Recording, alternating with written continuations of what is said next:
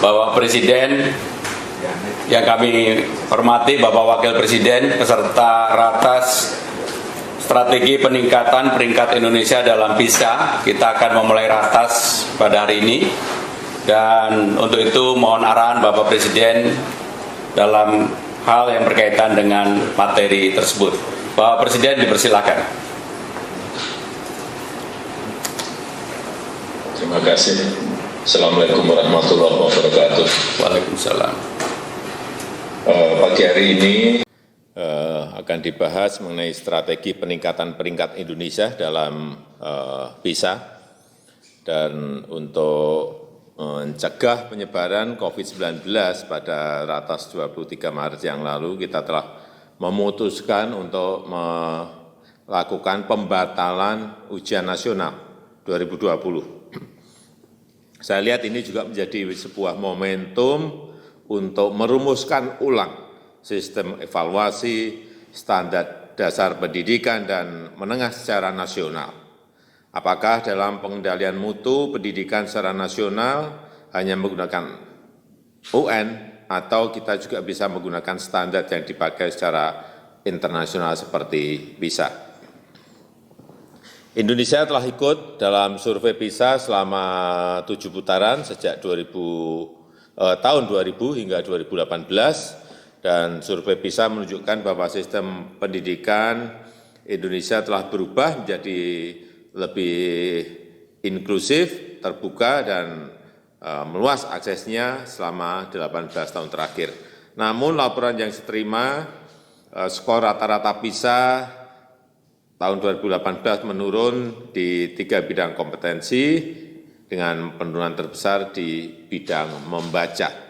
Kemampuan membaca siswa Indonesia dengan skor 371 berada di posisi 74, kemampuan matematika skornya 379 berada di posisi 73, dan kemampuan sains dengan skor 396 berada di posisi 71.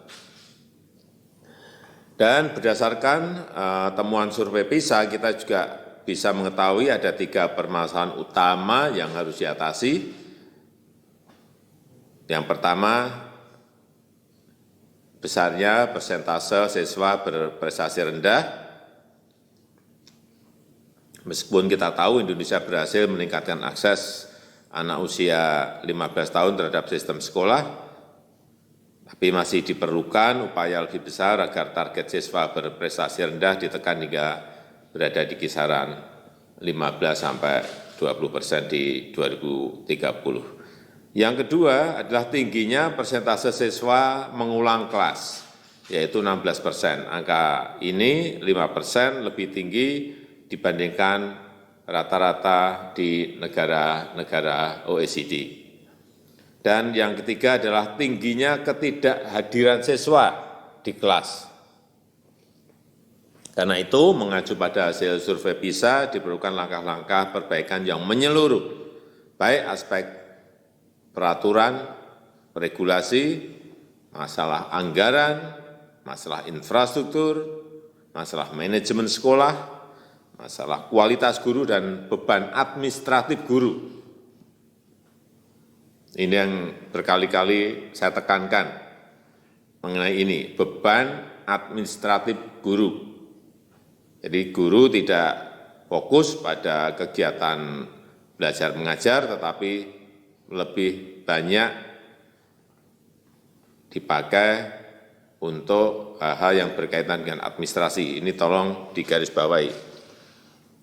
Juga perbaikan dalam proses belajar, terutama dalam penggunaan teknologi informasi dan komunikasi, serta perbaikan lingkungan belajar siswa, termasuk motivasi belajar, menekan tindakan perundungan di sekolah, dan hasil survei PISA dan juga evaluasi UN juga menyebutkan terdapat hubungan yang kuat antara kondisi sosial ekonomi siswa dengan capaian hasil UN atau skor nilai PISA.